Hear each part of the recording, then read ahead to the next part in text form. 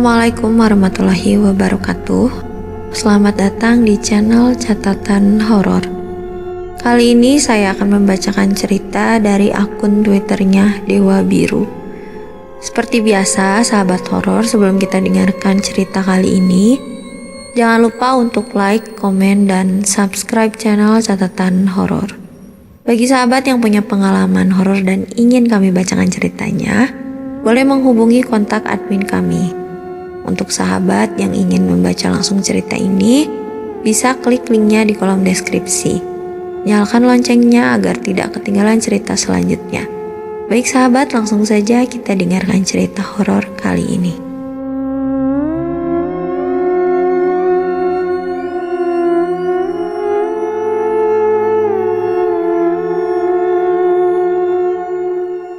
Cerita ini berawal pada tahun 2013 silam, tepatnya di salah satu kompleks yang ada di daerah Jakarta Barat. Mulanya ada satu keluarga yang terdiri dari bapak, ibu, dan dua anaknya yang sudah beranjak dewasa. Satu perempuan dan satunya laki-laki. Mereka dibantai dalam satu malam oleh segerombolan orang yang menerobos masuk ke dalam rumahnya. Mereka semua pertama kali ditemukan dalam keadaan tewas oleh ART yang baru datang pagi hari untuk bekerja. Si ART ini kaget melihat keempat majikannya sudah tewas bersimbah darah, dan setelah itu ART ini berteriak histeris meminta pertolongan warga sekitar. Seketika para warga sekitar datang berbondong-bondong membadati rumah tersebut. Tak lama kemudian, ambulan datang dibarengi pihak kepolisian yang langsung menyegel dan melakukan olah TKP di tempat itu. Belum diketahui motif apa yang menyebabkan satu keluarga itu dibantai. Yang jelas, setelah kejadian malam itu, kondisi di sekitar rumah tersebut jadi mencekam. Kini rumah tersebut sudah tidak berpenghuni, dengan kondisi barang-barang masih di dalam dan pagar dirantai besi serta dikelilingi garis polisi. 2 hari pun berlalu. Ketika malam hari, ada tukang nasi goreng yang berhenti di depan rumah itu dan nampak seperti sedang menyiapkan pesanan. Lalu ditegur oleh security yang jaga malam di komplek itu. Security itu bertanya, "Mas, siapa yang mesen?" Dengan santai, tukang nasi goreng itu menunjuk rumah di belakangnya, yang tak lain rumah bekas TKP pembantaiannya. "Ini Pak, ibu yang rumah ini," katanya. Security pun bingung dan bilang, "Rumah ini kosong. Gak lihat itu ada garis polisi?" Seketika tukang nasi goreng itu terdiam. Lalu dia bilang ke security, "Masa sih Pak? Tadi ada ibu-ibu dari dalam pesan nasi goreng 3. Yang 2 pedes, yang 1 enggak." Security tersebut kembali meyakinkan, "Mana ada Pak, rumah ini udah 2 hari kosong. Penghuninya meninggal semua gara-gara dibunuh orang gak dikenal." Kemudian tukang nasi goreng itu pun mulai ketakutan dan langsung pamit pergi. Tak hanya sampai di situ, malam-malam selanjutnya, para warga yang tinggal berdekatan dengan rumah itu juga kerap kali mengalami gangguan, seperti mendengar suara-suara. Juga beberapa ada yang melihat sesosok pria yang terlihat sedang beraktivitas di dalam rumah itu. Beberapa hari berlalu, usai azan Isya, saya dan teman saya tak sengaja melewati rumah itu, lalu berhenti di warung yang letaknya tak jauh dari rumah tersebut. Saya membeli minuman dingin dan teman saya membeli rokok di warung itu. Ketika kami hendak membayar belanjaan tadi, si penjaga warung bertanya, "Tadi kesini lewat bawah nggak?" Saya jawab, "Iya Pak, lewat." "Kenapa? Bukannya di bawah rumah itu lagi rame ya? Ada yang tahlilan kalau nggak salah." Saya mau lewat juga nggak jadi. Saya dan teman saya bingung. "Tahlilan Pak? Nggak ada apa-apa perasaan. Kita lewat tadi sepi-sepi aja." Teman saya pun ikut menjawab, "Iya Pak, kosong. Gelap juga di bawah sana." Si penjaga warung tersebut nampak tak percaya. Dia bilang, "Ah masa sih? Tadi ramai kok, banyak orang pada tahlil." Lalu ia memutuskan untuk keluar dari warungnya. dan melihat dari jauh ke arah rumah tersebut, diikuti oleh kami berdua. Dia bilang, "Oh iya ya, kok sepi? Beneran loh, tadi saya lihat semua lagi pada rame, lagi ada tahlilan. Banyak orang." Mendengar itu, saya dan teman saya jadi makin bingung. Kemudian saya berangsur pergi dari warung si bapak dan kembali melewati rumah tersebut untuk memastikan. Ternyata yang kami lihat memang benar-benar sepi. Entahlah benar atau tidaknya ucapan si penjaga warung tersebut, masih menjadi pertanyaan sampai sekarang. Pernah juga kejadian maghrib-maghrib usai saya main bola dengan teman sebaya saya.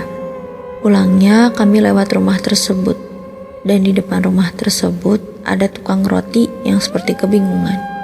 Akhirnya spontan saya dan teman-teman menghampiri dan bertanya, "Kenapa bang?" Si tukang roti itu menjawab, "Tadi saya berhenti di sana.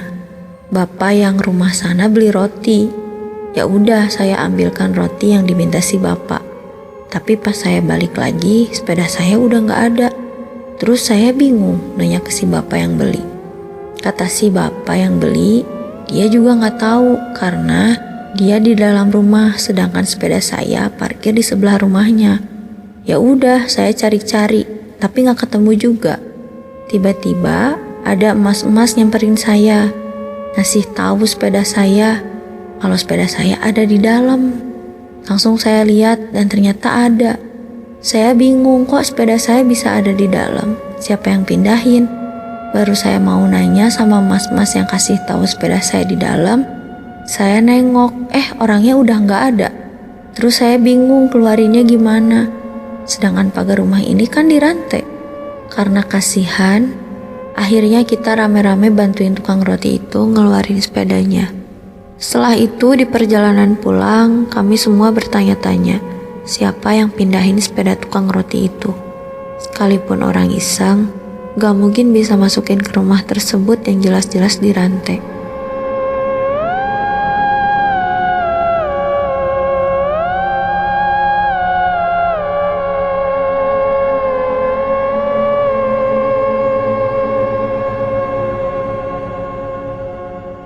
Setelah itu ada rumor beredar bahwa setiap jam 1 malam terdengar suara mobil yang hendak masuk ke rumah tersebut. Terdengar juga suara pagar tersebut dibuka. Namun ketika dilihat ternyata tidak ada apa-apa. Waktu itu juga pernah ada 2 orang yang tidak bertanggung jawab mencoba masuk ke dalam rumah itu dan berniat ingin mengambil barang-barang yang ada di sana. Belum sempat masuk terlalu jauh, 1 orang dari mereka sudah loncat keluar pagar dan berlari seperti orang ketakutan. Yang satunya lagi mencoba membawa patung keramik berbentuk anak kecil yang ada di dekat garasi. Lalu setelah itu ia menyusul temannya keluar. Namun tidak seperti temannya. Ia keluar dengan santainya lalu pergi meninggalkan rumah itu. 3 hari kemudian, 1 dari 2 orang yang tidak bertanggung jawab kemarin datang kembali ke rumah itu. Ia kembali untuk mengembalikan patung yang diambil temannya. Ia mengajak security yang biasa jaga malam di kompleks itu untuk menemaninya. Ternyata dia bercerita bahwa temannya membawa pulang patung dari rumah itu dan berniat untuk menjualnya. Namun ketika malam hari, patung ini kerap bergerak-gerak sendiri dan sesekali bicara, "Pulangkan saya." Awalnya mereka mengira mereka halu, tapi ternyata kejadian yang berulang di malam berikutnya. Dan usai kejadian itu, temannya yang mengambil patung ini juga mengalami sakit yang tidak wajar. Takutan berlebihan, kadang teriak-teriak, dan sesekali muntah darah. Dari situ, dia berniat untuk mengembalikan patung tersebut. Dia juga bercerita kalau dia tidak tahu kalau temannya membawa pulang patung ini. Karena menurut pengakuannya, ia sudah keluar lebih dulu dari rumah tersebut karena ketakutan setelah melihat sosok perempuan yang menembus tembok dalam rumah itu. Makin kesini makin banyak isu yang beredar tentang rumah itu. Yang paling ramai diperbincangkan adalah tentang bunyi lantunan alat musik piano yang rutin terdengar setiap malam Jumat dari rumah tersebut. Dan hal itu membuat saya dan teman-teman saya penasaran. Akhirnya, kami putuskan untuk mencari kebenaran tentang isu tersebut. Rencananya malam Jumat nanti, saya dan beberapa teman ingin nongkrong di dekat rumah itu, dengan tujuan ingin tahu langsung mengenai suara piano tersebut. Malam Jumat pun tiba. Saya dan keempat teman saya duduk di turunan dekat rumah itu. Kurang lebih saat itu pukul 10 malam. Yang kami lakukan tak lain hanya selayaknya anak remaja nongkrong dengan teman-temannya. Setengah jam berlalu tidak ada apa-apa. Suasana sekitar sudah sangat hening. Lalu satu teman saya bilang kalau dia ingin ke warung untuk membeli minuman dan cemilan agar suasana menjadi lebih cair. Tak lama kemudian datang kedua teman saya lainnya. Ternyata mereka menyusul ketika dikabari oleh salah satu teman saya. Kedua teman saya datang membawa gitar. Barulah suasana yang tadinya agak hening menjadi ramai kembali karena genjrengan gitar dan nyanyian dari kami. Tidak terasa waktu sudah menunjukkan pukul 1 malam. Namun kami tidak mendapatkan keanehan ataupun gangguan satupun. Akhirnya kami memutuskan untuk pulang. Mengingat sudah larut malam dan tak enak juga karena kehadiran kami mengganggu warga lainnya. Baru saja kami bubar, tiba-tiba samar terdengar suara piano yang entah dari mana. 3 teman saya langsung lari ketakutan, menyisakan saya berempat.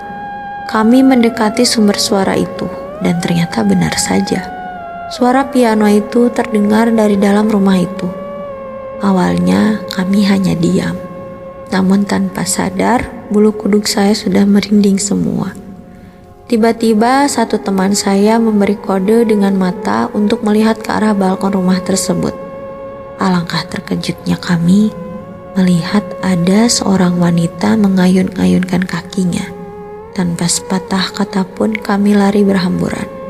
Saya pribadi jadi kapok untuk cari tahu hal-hal mistis mengenai rumah itu, karena sudah terbukti kebenarannya bahwa rumah itu memang benar-benar menyeramkan.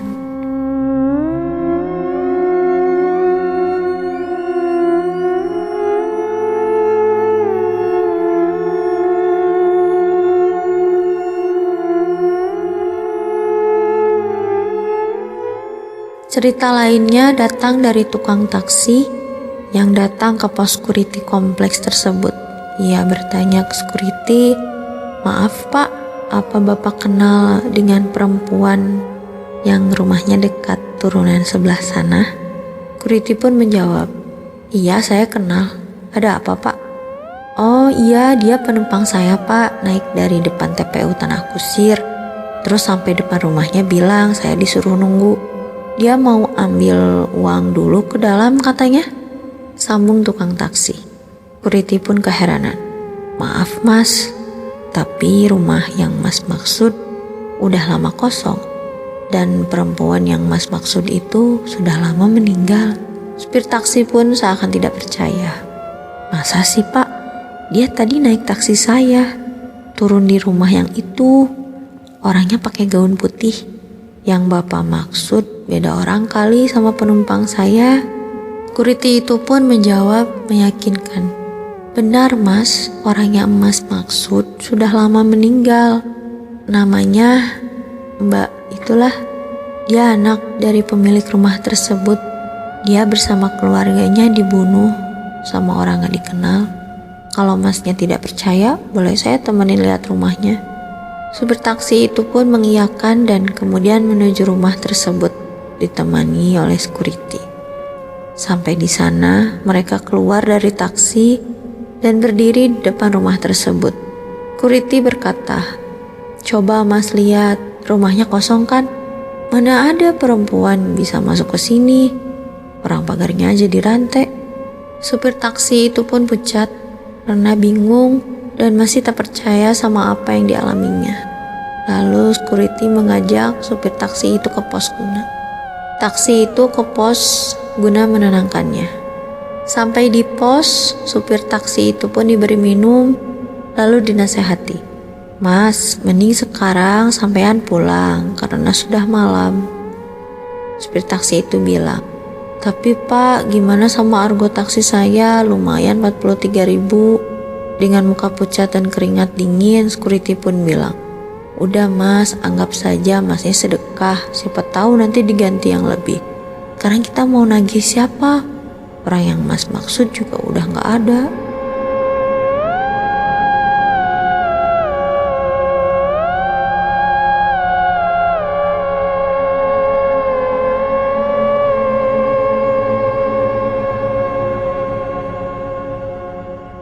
Dua tahun berlalu, tepatnya tahun 2015. Rumah itu pun dibeli oleh pengusaha dan hendak dijadikan kantor. Tapi mengingat rumah itu terkenal dengan berbagai kisah mistisnya, akhirnya sang pembeli rumah tersebut pun memanggil beberapa orang yang ahli spiritual untuk membersihkan rumah tersebut dari gangguan-gangguan serta energi negatif yang ada di dalamnya. Baru setelah itu bangunan tersebut diratakan oleh tanah. Setelah bangunan itu diratakan oleh tanah, sempat ada jeda sekitar 1 minggu sebelum dimulai proses mendirikan bangunan baru di sana. Ada satu kejanggalan dan hampir semua orang yang lewat pun merasakannya, yaitu bau amis darah yang menyengat selama beberapa hari dari bekas bangunan. Bau amis darah itu baru hilang ketika puing-puing bekas bangunan lama itu dibersihkan dan digantikan oleh rumah singgah para kuli yang melakukan kerja proyek pembangunan kantor baru di sana. Konon katanya, selama proses pembangunan kantor, kuli-kuli yang bekerja kerap kali mengalami kejanggalan, seperti mendengar suara-suara aneh, alat serta mesin bangunan yang menyala dan bergerak sendiri, hingga ditampaki beberapa sosok menyeramkan. Bahkan yang lebih parahnya lagi, salah satu dari mereka sempat ada yang meninggal akibat jatuh dari lantai atas bangunan yang baru setengah jadi. Sempat dianggap bahwa itu hanya kecelakaan kerja, tapi salah satu kuli bersaksi bahwa temannya yang jatuh dan meninggal itu sempat bilang kalau dia lihat perempuan dengan paras cantik ada di lantai bawah. Lama kemudian, barulah terdengar suara keras yang ternyata temannya tersebut sudah jatuh dan terbaring di lantai bawah. Setelah mendengar pengakuan dari salah satu kuli tersebut, semua orang beranggapan kalau kuli yang meninggal itu adalah tumbal yang diminta si penunggu untuk proyek tersebut. Setelah kejadian itu, semua aktivitas proyek diberhentikan kurang lebih 1 bulan. Semuanya untuk menetralisir kembali energi negatif yang ada. Singkat cerita, proyek pembangunan kantor itu telah selesai dikerjakan. Kini tak ada lagi rumah angker yang kita kenal bekas pembantaian lagi, karena digantikan oleh kantor dengan bangunan baru yang modern, sehingga suasana di sana tidak lagi menyeramkan seperti sebelumnya.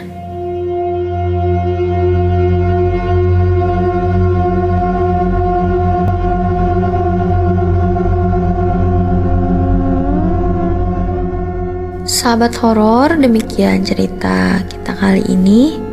Simak terus channel Catatan Horor untuk mendengarkan cerita selanjutnya. Wassalamualaikum warahmatullahi wabarakatuh.